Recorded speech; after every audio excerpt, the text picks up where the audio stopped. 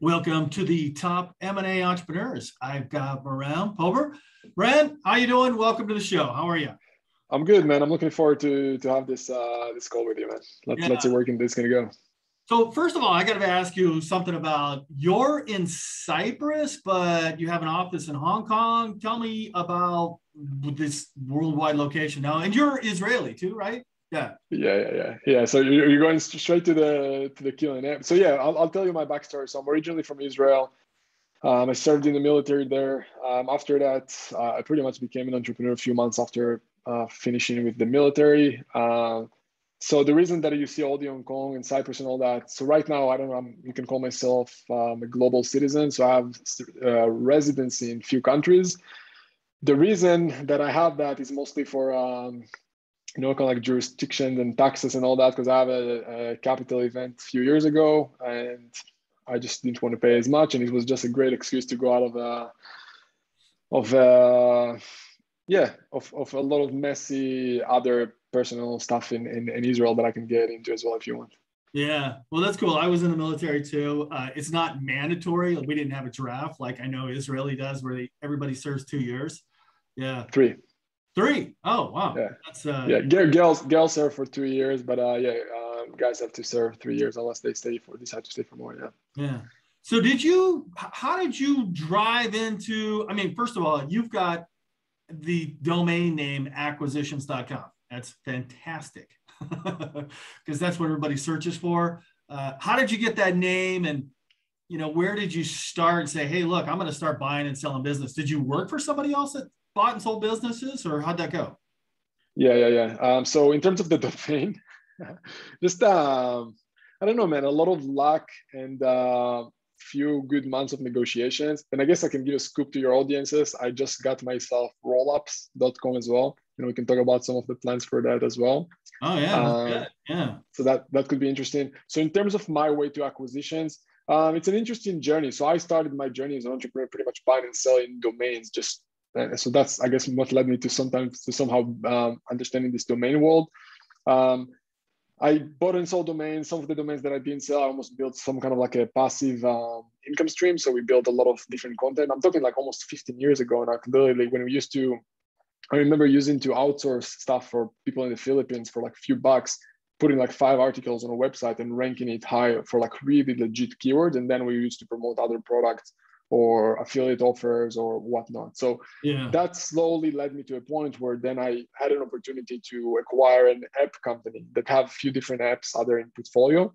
And that was literally, I don't know, also call it luck, call it my network. So I pretty much got connected to this guy who had different businesses. He owned this app company. It was barely making money and he pretty much gave it away for me. I just paid him a few $1,000s over time. And that got me to that world almost by accident. Right. So I went into that business. We then, so we hired few employees, we turned around the business. At the peak, one of the apps in that company became the top 100 apps in the app stores. So that was a huge achievement. So being like and it was a very simple app. So the app was like it used to do tips for iPhone. So literally right now, when you go to iPhone, you have app that basically just show you how to use your iPhone in a more productive way. So it used to do the same. So we had like a free version, a paid version, the free one with ads in it, the paid one if you want to upgrade and not have the ads in it. And we just constantly updated the content. So that was that. And then slowly after that, I can walk you through some more stuff that went through. But right now. Did you kind of set the domain business in the background, and or is that still viable? I saw that on your LinkedIn that you used to do a lot of domains. Yeah. I mean, I have some domains you can say in my portfolio that I'm waiting for if and when someone's going to buy them, but it's not something that I'm doing on an ongoing at this point. Yeah, I remember that a long time ago. Domains used to be just so available, and you could just, the big ones you could just buy and reserve, and then somebody started collecting like 300,000 domains, and you go, man, my God, there's a business there. Yeah, I also, it's funny, I know a lot of people, so I made some money from also Instagram usernames. So kind of like, so I know a lot of people, I have friends who made a lot of money just by having like Twitter handles, but like super simple keywords that then just people bought from them. So I've done it once or twice with Instagram names. So it's kind of like just any assets that is in scarcity, I think in the end of the day have some value, right? Something that people might see as something valuable for whatever reason.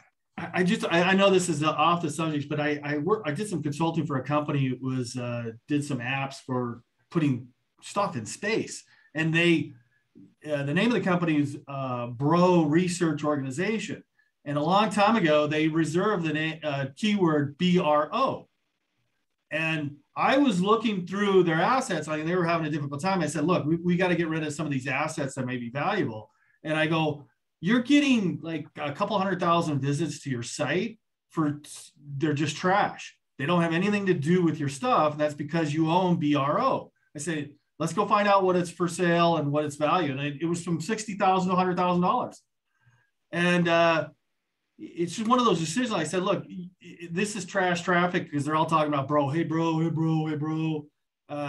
Let's unload it. They didn't want to unload it. I just said, look, if you don't think that's even associated with your business, or you think that's associated with your business and you don't think it's a cash flow to help your cash flow right now, I need to exit, working with you because it doesn't make sense. Anyway, that was off the subject, but yeah. So look, man, I going to your website from since then, you have done, Jesus, like how many 150 million raised, 75,000 in your network. Businesses acquired 550 million on over 120 deals. I mean, what kind of deals do you look for and your students you look for? Because there's, Jay Jonathan, Carl Allen, Roland Fraser, all these guys have a little bit of a different style on what type of business to you. But what I find is people are joining every one of those groups because they find different opportunities. Like, where do you fit? What do you kind of look for? It's a good question. I appreciate them all, by the way. I think they're all great. In terms of how do I fit myself? I don't know. I just like to be, I think, maybe more involved. So I just have one program at this point, and you join and you get access to me basically on a weekly basis to ask me questions, to potentially partner with me. I even just invested with one of my clients' deals. So we just bought a masonry company, and he used, obviously, so we can dive into the structure if you want, but he used leverage, he used the bank financing alongside equity. So me and the network basically invested alongside him. And, I think I just like to be more close to the people. Yeah. So we bought a masonry business, for example, right? Where was that? To be honest, I just gave him the money. I'm not even sure. I think he's from IDEO, but I'm not even sure, to be honest. I just saw it that I got 20. I'm putting a specific amount of money. He promised me a specific amount of return. So the structure is basically for investors is we get dividends 10% a year, plus we get equity in relation to whatever we get in the business. Yeah. Whatever we invest in the business. When you said it's in Idaho, is that what you said? I'm almost sure. To be honest, I literally just saw his promise because he's one of my clients. I'm like, dude, yeah, tell me how much we need. I'll send it over. And he does, he gets all the numbers and say, hey, here's what it looks like, the projections and what you can earn on this. And yeah, so he went through our process. We basically helped him with everything, right? We helped him find a deal, helped him analyze the deal. So we have a CFO that's working with us, and he helped him basically analyze the numbers and see what offers make sense. We also introduced people to financial institutions. So he used SBA, so introduced him to different SBA loan providers that we have in our network. So the deal flow, the analysis with our CFO, the SBA loan, and then he needed equity, so we helped him with that as well. And he bought 4 businesses like that in the last year in different spaces in the home service construction space. Oh, that's amazing. That's fantastic. What was that guy doing before he was acquiring businesses? Jason, I'm not even sure, to be honest, but we have some weird stories, man. We have a guy everyone's coming to us with different backgrounds. We have a guy, I'm thinking about Borislav. He came to us as a truck driver. He bought a trucking company with what do you call it? Like basically in Chicago, they're doing doing deliveries with truck. I'm not even sure how that works, right? But so he bought a business doing 13 million a year in revenues. We had a guy, I think the weirdest, crazy story we have is a guy, Leo, and we have, by the way, interviews with all of those people, like full 30, 40 minutes interviews on the website. If anyone listening want to check it out. But basically a guy who used to play music for a living, who's originally from Nigeria, living in Ukraine, who bought a multi-million-dollar healthcare business in the US. For me, how does that happen? I know, right? And the beauty is that, and if you're gonna hear the interview, he's like, dude, it was so weird because I called business owners and they're like, "What? You're from Nigeria? Is this like a prince, like a Nigerian scam thing?" Nigerian, like, if you send $3,000, we'll unlock 1 million. Exactly. That's why I'm so inspired by some of those stories. So what he did, he used to be the deal flow guy. He partnered with one of our community members for the SBA loan. Yeah. And then he had a manager in the business that he basically promoted from within. So we have some crazy stories, man. So it's inspiring. I'm telling you, I just had a call yesterday with a guy, Reza from Canada. He just moved from Iran to Canada 2 years ago, and he bought a construction business doing 16 million a year. I had a call with him yesterday to help him potentially continue to grow it out. And that's what really excites me, to see how I can go to clients that I helped buy, for example, the first business, and see maybe what I can do even further with them. Wow. I'm just curious, do you find, this is kind of a difference between Americans and immigrants or somebody from another country? They're hungrier and they see like an open field, or is it kind of a mix? I mean, I love it. I mean, somebody coming from a country that, doesn't really have capitalism, like comes here and says, "Oh my God, this is a playground. I'm just open up. I can do pretty much anything." It's a good question. We can dive as deep as you want on that, on just personality in general, right? Who is successful in the end of the day? Why someone is more successful than someone else? Right. Is it background? Is it its parents? Is it his beliefs? Is it he's willing to study and grow? Is it faith? There's a lot of. Is it all of those things? Yeah. Exactly, right. Who's in control? Are we even in control of anything that happens in life, or we're in a weird simulation? I don't know, man. And it's probably some combination of all, right? In the end of the day. Yeah. Well, back to your, you had all these domains, and then all of a sudden this guy just says, "Hey, man, take this off my hands." I mean, that's opportunity meeting kind of luck, because you created all this opportunity where it was just there. Yeah. I mean, I think for me, here's the thing, right? I'm working a lot, but I would say that a lot of my success comes to luck. I don't think I'm that smart. English is not even my first language. It's just that I think I'm just more persistent than most. Yeah. And I'm just willing to do this. So that was, definitely luck, 100%. And then, I guess some of the other deals were still some luck, some, I guess, over time, I just learned more, right? So when luck starts, when luck ends, I don't know, man, it just, I think mine is you create that luck, because you just push and push and push to be able to get yourself an open shot. Yeah. Yeah. Was that Nigerian guy that purchased that business, was he in controlling interest of the company? Because it seems like you'd have to have, if somebody put an SBA program, they'd have to be a United States citizen. Is that? Yeah. Yeah. 100%. So he had partners with that, and then he had an option to buy them for an extra predetermined price for the rest of it. Oh, that's fantastic. That's fantastic. And so we also just by the way, with the predetermined price and the option, that's something that you might be interested in hearing. Like, we just had a story with one of our guys that we supported. He did a roll-up of 16 companies in less than 6 months, doing 62 million in EBITDA, almost 200 million in revenues with that similar structure. Wait, let's talk about that. So was it a roll-up? Did he start with funds like a private equity, or is he just an option? Not garnish, just an option. Just an option to purchase? Oh my God, I love that. So he came in and say, hey, he's obviously pretty good presenter and salesperson, and say, hey, we'd like to buy your business. What we're going to do is roll it up to get it to a certain EBITDA level. And then the end customer in mind, which is maybe a private equity firm or public or something else like that. And they said, yes, we want to. And what kind of industry was that?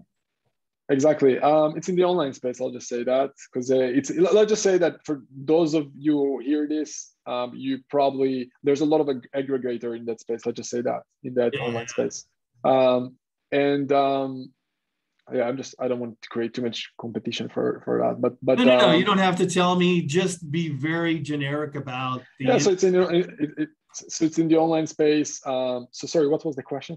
Well, tell me a little bit more about, how she was able to reach all these players, and just really good salesperson to say, okay, I'm in. I'm going to sign on the dotted line because I'd like to see, more money in 3 to 5 years or something. Yeah. So we went through the process, right? First of all, we had the process of figuring out what's the best sector for him to pick, right? Based on his background, experience, contacts, passion, curiosity. Like I like to tell everyone that I'm talking to, I'm like, hey, like if in 10 years from now, you're going to be on a Forbes magazine cover, what do you want people to write on you? Like, are you going to be proud saying, hey, this is my sector, right? Are you going to be proud telling your mom, this is my sector, right? So it started with that. Let's pick the sector. Then let's pick a strategy for deal flow, right? So with deal flow, he picked one deal strategy and he just mastered that one. He just went all in on that strategy.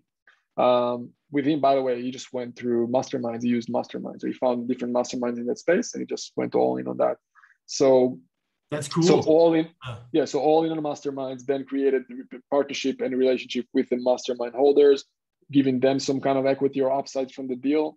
Then obviously the conversation with the business owners, right? Selling the story, creating the pitch, creating the story, making sure that it's believable, making sure that your offer for the business owner actually makes sense compared to what else they have on the marketplace, right? Negotiating the structure or if and how much the owner stays in the business post-acquisition. That was a big part because every owner have different goals, right? Some want to stay, some want to leave, some want to maybe stay for a little bit, some are willing to retain equity, some want to have equity in the holding company. So there's basically, it's a different deal with each person, but overall combined, it becomes one big entity that they went out there and pitched for a private equity firm and now they're just operated. Yeah. Explain how that works, but they don't really own the revenue until what part? I mean, until the option is exercised. So you put an option for whatever period you can negotiate on, and then you can exercise it whenever. And they don't put any money down to purchase that. But do they come in and say, "Hey, let's unlock some more value," or you can see where we can boost revenue and doing this? No, of course. I think in general, for everyone who's doing acquisition right now, if you're just a deal maker and you can't really add value to the deal, especially if you want to do a roll-up, you're just not a player. You're just a deal maker. A deal maker is not valuable anymore. I think in 2021, being a good deal maker used to be really good at in the 80s, 90s, right? At the big acquisitions there. Right now, unless you can really add value to a business, and when I'm saying value, I'm talking everything, anywhere from the leadership to operation to the org chart to obviously sales, marketing, finance, right? What are the values for the company? What are the accountability for each employee? What are the KPIs? What is the corporate structure and governance for each owner of each business? Because, for example, there's 16 companies in the roll-up. How do you keep each person basically, in control? How do you make sure that this guy is not doing something that the other guy you don't want him to do, right? How do you make sure that this guy is not doing something completely different? Because people think, okay, I'm going to buy 8 companies, but sometimes buying 8 companies just means messy of 8 more things, right? So it doesn't necessarily mean a good necessarily upside. What are the cross-selling opportunities, the synergies, the cost-saving opportunities with those businesses? Who is the first best business to buy? Because sometimes if you don't make the first good acquisition as a platform company that can potentially handle and support all the others, that can be a mistake in itself. So we supported him to make sure that the first one is a platform company that can support all the other companies and is buying them in that order. So even when he raised capital, he raised it in chunks, right? He told the private equity, hey, here's the goal. And obviously it's a matter also of negotiation. They gave him a percentage of the total deal. That's 62 million in EBITDA. Just to give you an idea, other companies in that space, public companies or companies that are raising capital from large institutions for similar roll-ups, they're raising at 31 multiples of EBITDA, which means 31 multiples of EBITDA. Yeah. Like if you look at public companies in that space, they're trading at 30 times, 30, 31, 32 multiples of EBITDA. Yeah. So it pretty much created a multi-billion dollar company enterprise value in less than 6 months. And he's a unicorn, right? This is this is very unlikely to happen for most people who want to get into acquisition, but this is what's possible. And that's one of the reasons I just bought rollups.com, because that's what I want to create. Someone just told me, Moran, are you trying to create the biggest rollup in the world? Pretty much. I'm like, that's good. I'm going to steal that. I'm going to use that sentence. Yeah. And so when they put that option on the company and they say, hey, look, here's what we need to do to your business. Do they grow organically from cash flow, or you said they do raise money sometimes to be able to get, implement or execute that strategy? Yeah, so in this case, he just raised everything at once. So he sold everything as one group, right? So he Okay. raised first, he created 16 companies structure, and then he went and raised everything. I know that right now he just closed on a deal that is not necessarily, so we are supporting him with that, with the operations as well. So he's not necessarily putting options anymore, but he's also taking percentages from upsides, right? So you have the operation, you have the structures right now, you have the platform company. So now you can peg some kind of EBITDA number or a multiple and then say, okay, we'll help you and we want whatever from the upside. Yeah. Now, how is that if you were delivered to see, like, I have a pitch deck and you're going to go raise money from somebody and say, look, but this is an option and it's not really real EBITDA for all the 16 companies until they're all signed. This is what I'm trying to understand is how when you go to an investor and go say, hey, we're trying to raise on this multiple, but we don't really own all those companies. They're under option. I didn't say that you raised at 30 times multiples. No. I'm saying that when he's out there looking at similar companies at that size, those are the multiples. He didn't raise at that price. Obviously, that's where the negotiation come into play, right? So he agreed with, yeah. So the reason I'm asking is I have a friend doing this, what you're talking about in financial newsletter industry, in the money newsletter, and those multiples are very high. Very high. And it's you can turn something 16 companies into $1 billion company very fast if you've got a bunch of investors, accredited investors on a 1 million email list. Yeah, 100%. And that's the beauty with everything online and technology. I mean, look at the biggest companies in the world right now. They're all technology companies, right? Like publicly traded companies. They're technology. They're growing, like very fast growing companies. Those are the multiples. That's why you see VC companies, venture capital firms investing in those companies, and that's why they don't care that 9 out of 10 will shut down, because they know that one company that will grow fast will get there. And those what like the rest. And people don't know, like a lot of technology firms. Like I had a call with should I mention their name? Their name is Regap, and they actually just changed their name. They're a multi-billion-dollar company. Used the process of venture capital. So they raised capital from some of the biggest venture capital firms in the world. I'm talking Andreessen Horowitz and all those guys like in Silicon Valley. And they grew slowly. They have a very minimal product that they grew organically in the beginning, but now they're only growing by acquisitions. Like I talked to someone in their company, and oh man, I'm getting myself in trouble. But I'll just say that they're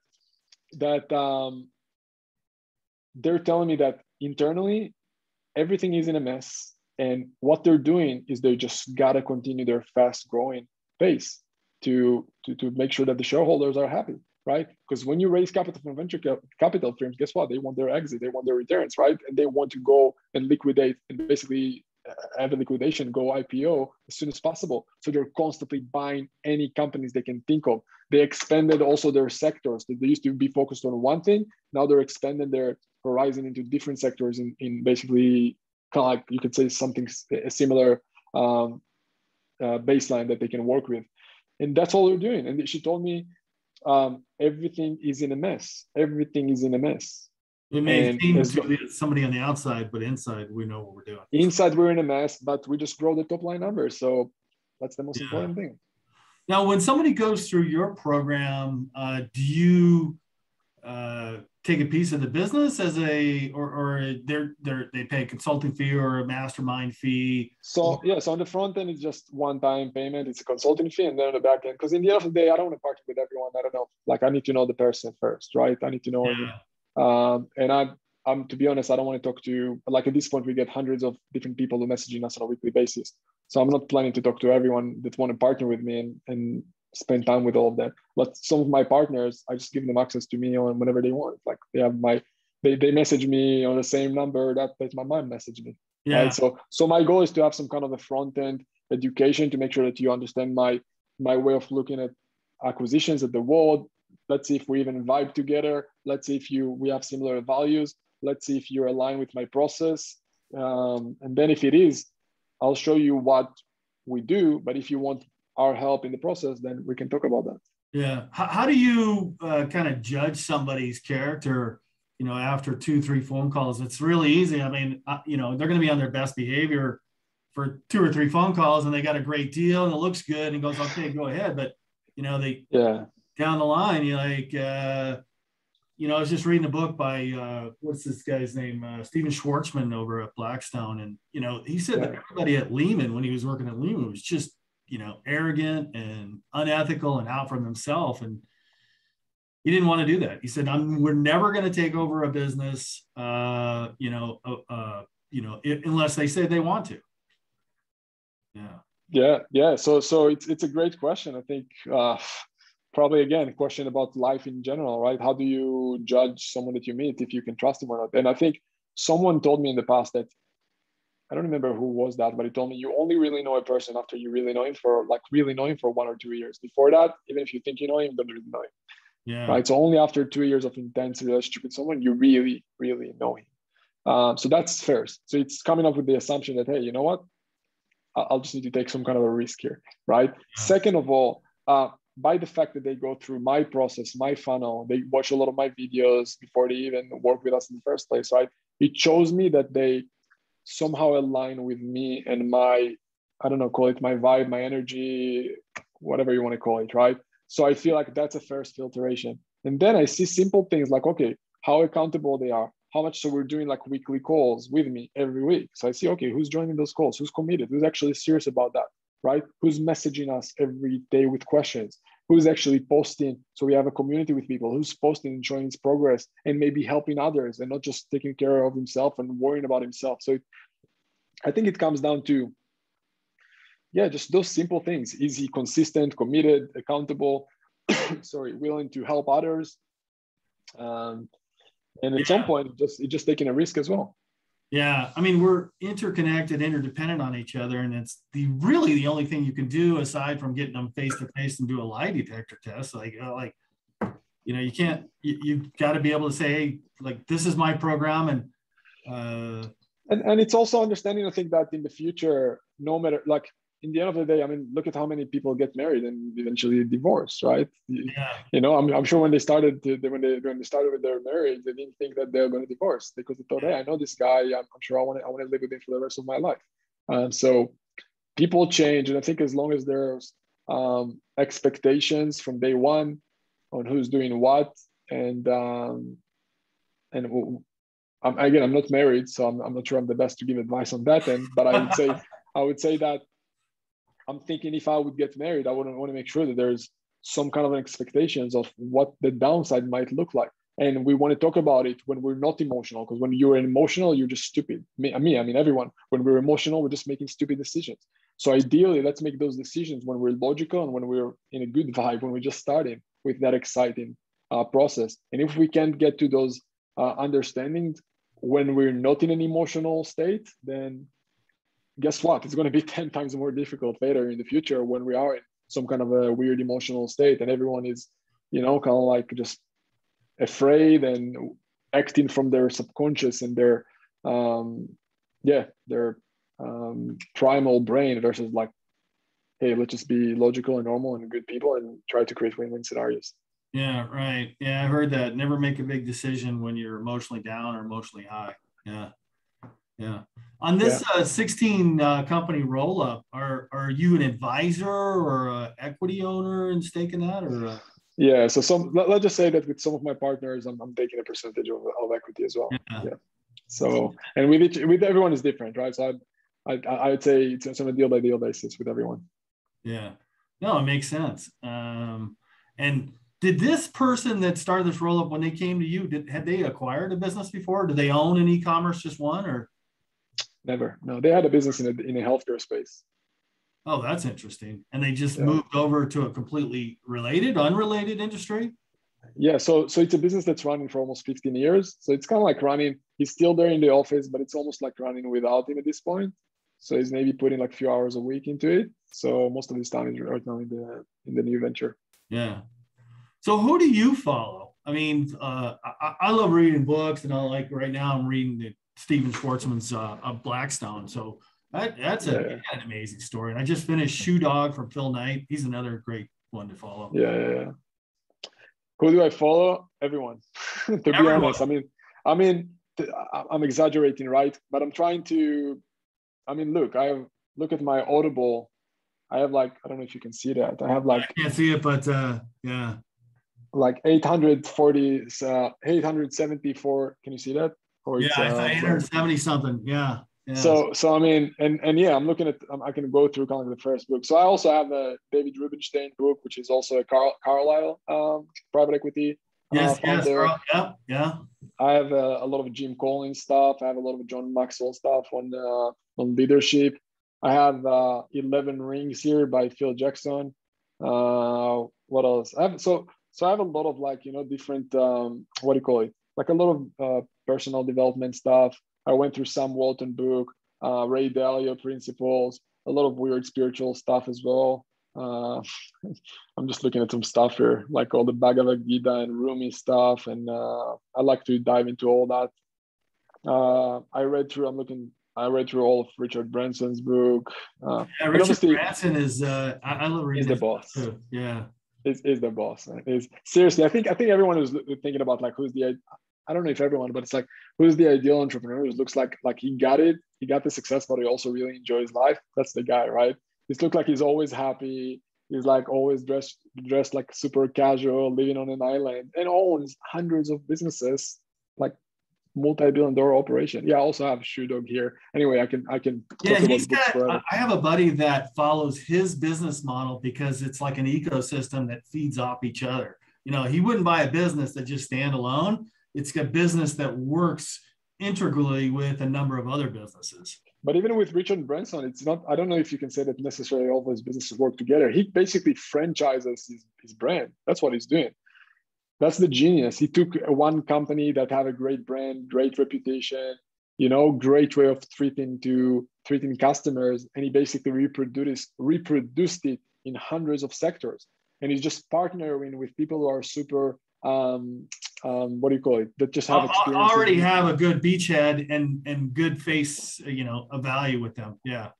Exactly. Yeah. And also have expertise in those areas. So I've read in the book, for example, so he partnered 50-50 with those guys who already sold a chain of gyms.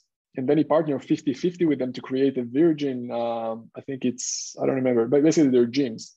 I'm not sure which countries have that, but he's just doing 50-50 and he's acting many times also just as an investor, as a VC investor. So non-controlling interest. He has a lot of businesses where he said, I remember the story he told about he had a business where only owned 30-40%, and the management decided to sell, and he said he didn't want to. I didn't have any to say over. Yeah. 100%. Yeah.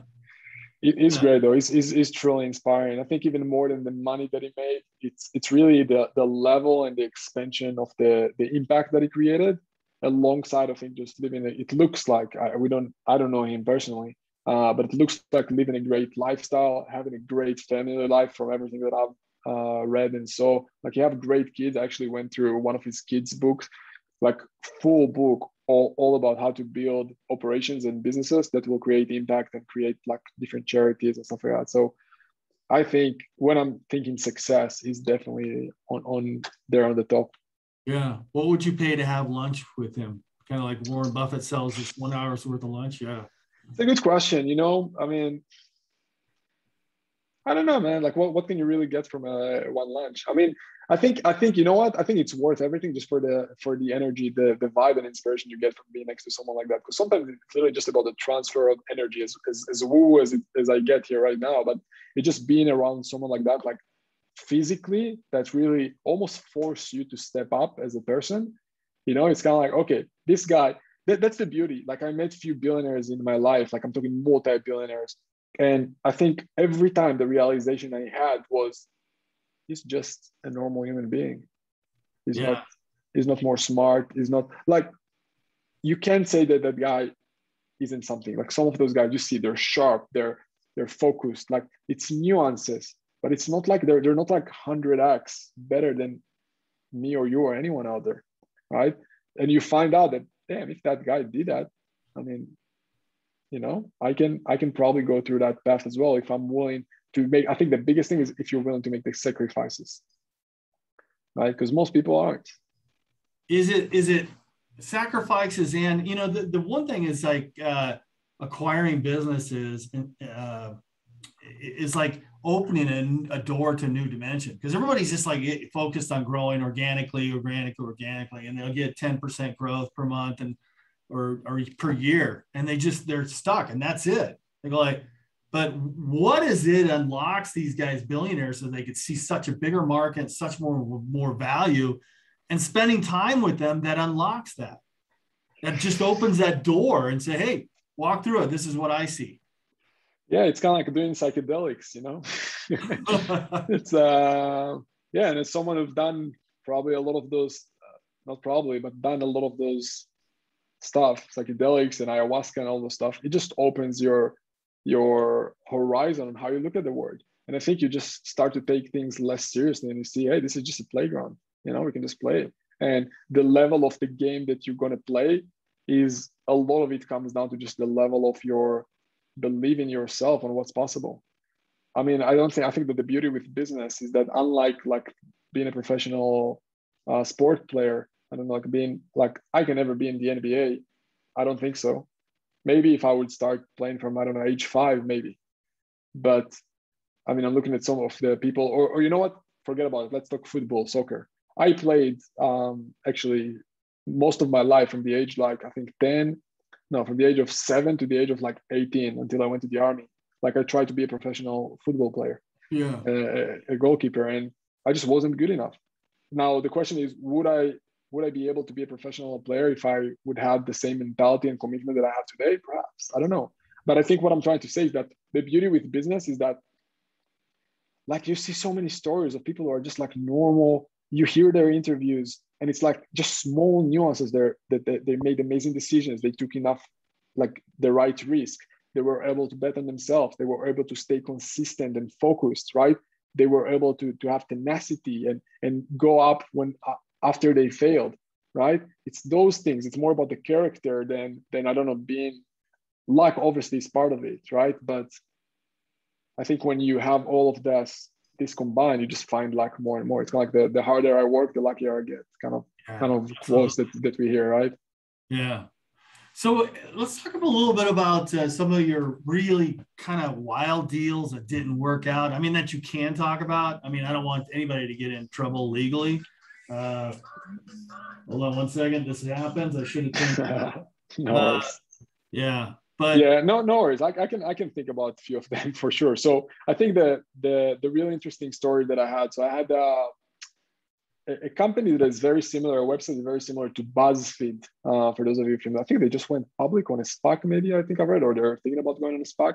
So I bought that business. So I bought a marketing agency, and I was able to buy that business for basically just providing value. So pretty much the structure that I told you was just like, hey, let's plug a number on your EBITDA. I think I can help you go from here to there. Here's the value I can bring to you, and let's go in. And I went to do that business. We grew that business. So it did around 1 million a month. And at some point, so you're talking about failure, like the way we made money was from Google advertising. So we used to basically what we did. So for those of you familiar with BuzzFeed, it's basically a website that just shows random, how can you even describe those? Like random viral news stories. It's just content. It's a content. Yeah, just weird stuff. So we literally just had the option to drive, and I'm talking also like, damn, this was like probably 7 years ago or 10 years ago. And I'm talking like we were one of the first people to drive traffic from Facebook ads. And back then we had what we call Outbrain and Taboola, which I don't know if you heard. It's kind of like also a media buying site. So we were able to find an arbitrage to buy traffic for super cheap and make money from ads, basically, right? So we just created that arbitrage and just like had insane returns on our ad spend.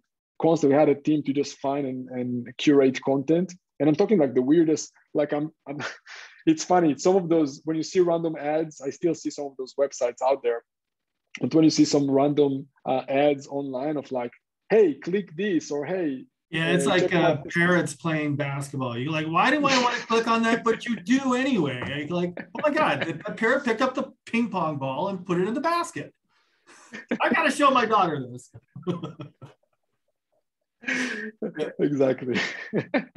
It just, it's just so weird because I remember some of the stuff in that web. It's just seriously some of the most ridiculous content in the world. And like you said, you cannot not click on those things. It's literally just like you just have to click on that for like, some reason. Oh my God, they're just going back and forth like a real basketball game. I just wasted 90 seconds of my life.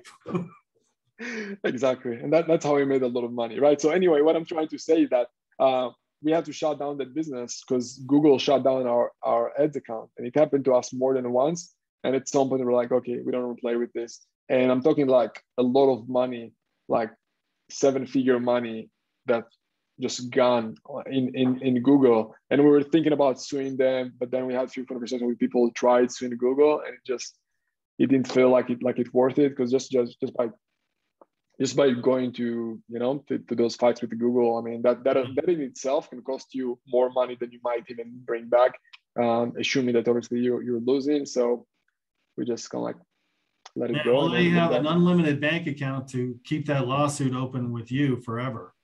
Exactly, right. So we're just like, you know what, let's give up and move on. And it's kind of like, I think it's also taught me a great lesson on how like the dependency on one or two revenue sources, right? Yeah. It's kind of like when you're looking at businesses right now, like immediately thinking, okay, what's the revenue source? Where that revenue is coming from? What's the guarantee for that revenue to continue to come to me after I'm the owner of the business, right? What's the potential downside? How can this seller guarantee to me that $1 will come as soon as I'm going into the business, right? So I think, anyway, would you say no to that business? If you looked at a business that said whether it's customer concentration is 90% or ad source or is 90%, would you say no to it? Or would you say, look, we're interested in the business, but here's the valuation and here's why, because it's too high a concentration?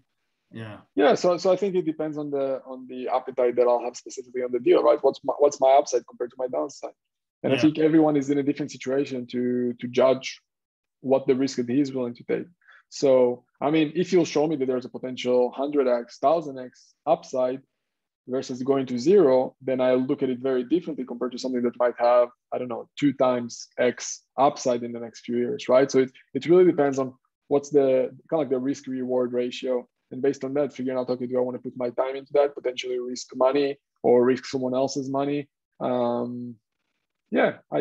don't think there is a strict rule. I think it's just a very important lesson to, okay, like when you see something like that, just make sure you're taking it seriously and understand, okay, there's a potential downside here and you can get hurt. Yeah. Steven Schwarzman's Blackstone said, one of his golden rules, don't lose money, which is also Warren Buffett. Rule number one, don't lose money. Number 2, don't forget that rule number 1. Rule number 1, exactly. Yeah, so you have to minimize your risk on that. How would you look at that deal and say, well, look, you have too much concentration. Look, and let me go back to the story here. I think I've already said this before. I had an e-commerce business where 90% of my customers coming in, prospects coming in, was Google AdWords. It was a piece of cake. But when they moved from desktop to mobile, it killed my business. Went from 13 people bidding on something to 4 people. So all the cost per acquisition, cost per click just went up 4x, like killed the business. So that's a big mistake that I've learned for the rest of my life. I go like, dude, if I see any business with 90% customer concentration, how do I minimize my risk there? And well, you don't pay any money for it, because one thing exactly can happen and it's gone. Exactly. And you see it with so many industries online right now. I mean, you hear every day about different accounts getting shut down, if it's Facebook or AdWords or different e-commerce platforms like Amazon, different rules that changes every day. Back days, even when I used to buy and sell domains, and I told you put content on websites, like every Google update will basically destroy you. So if all of your content is from one traffic source, I don't care if it's SEO. That's why actually you see some of the biggest companies in the world, their main, getting clients source is actually like very old school stuff. So a lot of them just using really direct outreach, like cold call stuff. Why? Because it's the most reliable, right? Like in the end of the day, they can't ban your phone, right? Like That's if you can true. system, Yeah. if you can systemize that and know how to scale a team like that, that's why you see some of the biggest companies in the world. I had a call with a top level guy at Zillow.com, the real estate site. Yeah. And you hear their story, just amazing. You know, they started literally cold calling different, basically brokers are most of their clients. That's how they started, right? Selling advertising space for brokers. And he told me that's how we started. We just went out there and reached out to brokers and built ourselves the process and scripts. And that's I how they do it. also They build. I also think direct mail too, because you really can't Yeah. stop it. Yeah. Yeah, and now, especially with Google, man, with Google and Facebook, I don't know, it's scary. I mean, especially with what's going on with the government right now, that they don't really like all of those companies. I don't know what's going to happen in the future, you know. And a lot of small businesses are dependent on, like, I think they said, I don't remember the exact numbers, but around I think 80 or 90% of ad spent online goes to the big ones like Google, Facebook, and I think I'm not sure if Amazon is on the top level, but it's kind of like there's those behemoth companies and everyone else is almost dependent on them at this point to create a business. So that's why when you see a company that isn't necessarily dependent on 1%, it shows for a lot of strength. Yeah. Yeah.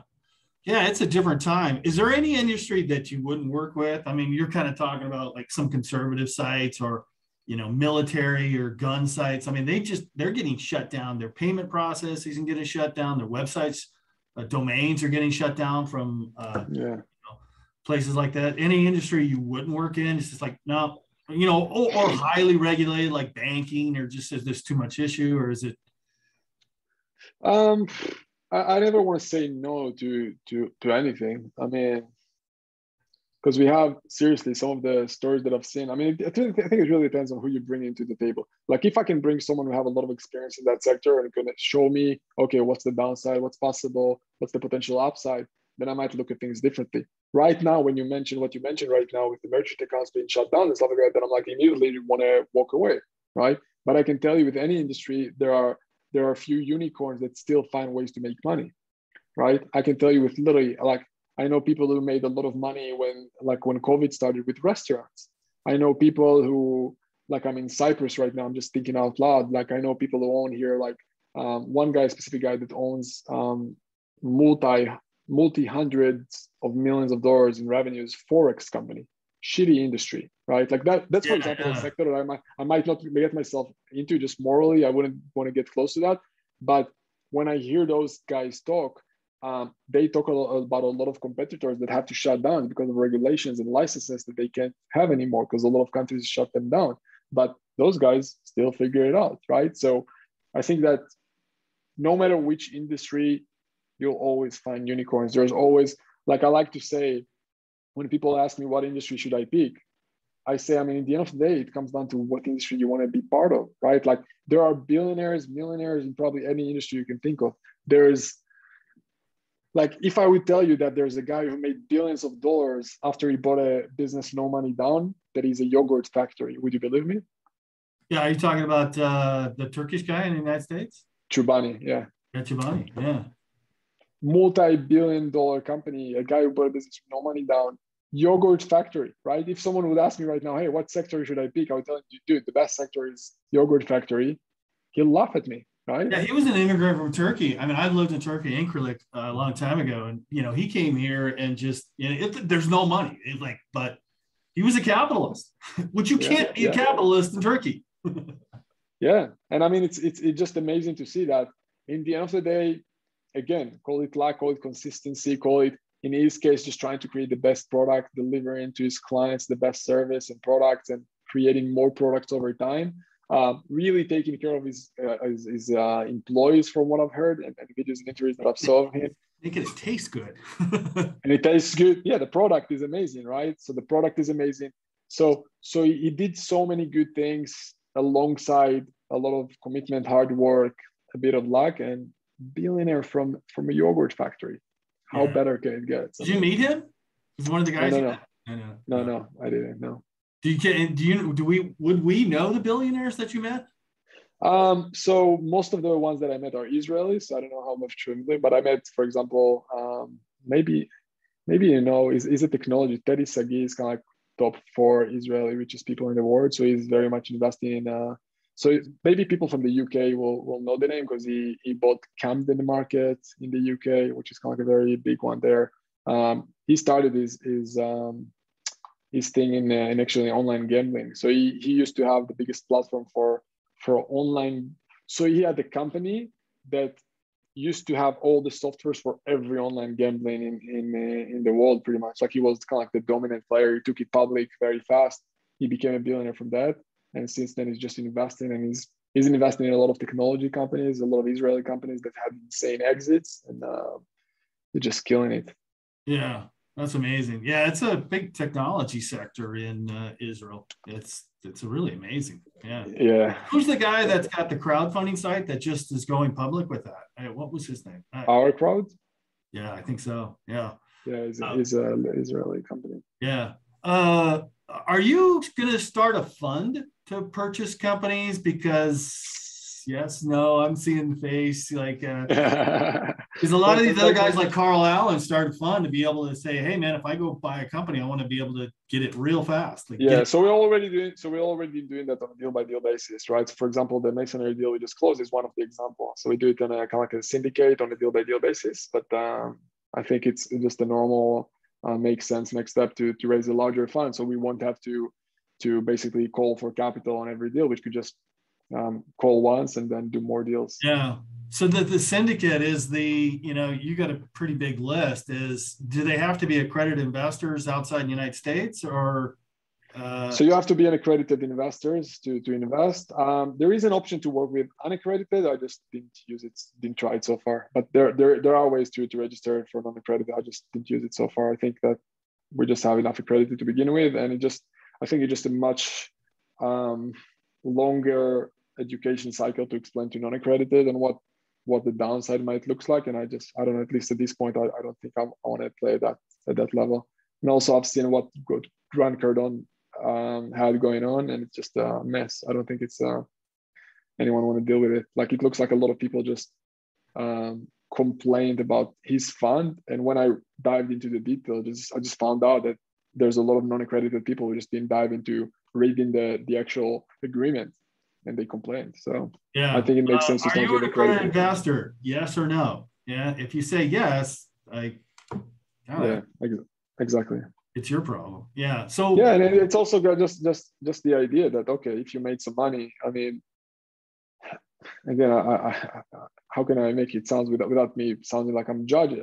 I'm not judging. I started with nothing, right? I came from a single mom home from a very small city in Israel. So, but all I'm saying that I think when you don't have money, you're acting a lot from scarcity, and you're just making different decisions. That's all. Well, you do make decisions.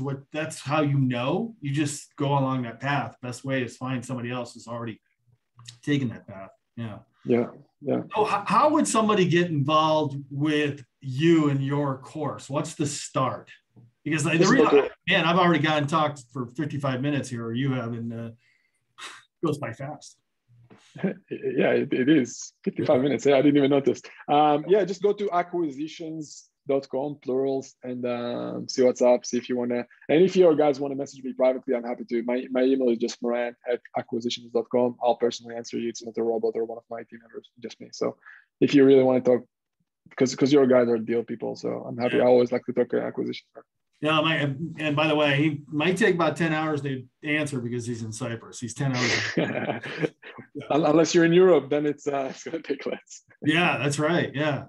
So what's next for you? I mean, are you going to just take pieces of action everywhere? Are you still have your own roll up or acquisition and purchase and sell? So it's all of the above, right? So acquisitions.com is the opportunity for us to find deal flow and to roll up with people. And rollups.com hopefully is going to be kind of like the next level of that combination, combined with what you said on the capital side of things. So I think and that's a good way to end the podcast, is like that guy told me, Moran, you're building the biggest roll up in the world. I think that if I would look at that as the North Star, that'll be an awesome path and purpose to have. And that North Star of helping and building the biggest roll up in the world is by helping others create big roll-ups on their own, and I'll just be part of that upside with them. So that if you tell me here where you want to be in 5 years from now, if I could create hundreds of roll-ups with my community, where I can be a significant partner with them and support them, not just with finding deals, analyzing deals, raising capital, but also supporting post-acquisitions with operations and everything there. That will be, I think, a super exciting and purposeful journey to walk through. Moran, thanks for the time. Great domain name, great conversation. I really appreciate it. Thanks, man. It was great. I appreciate it. All right. Take care. Thank you. You too.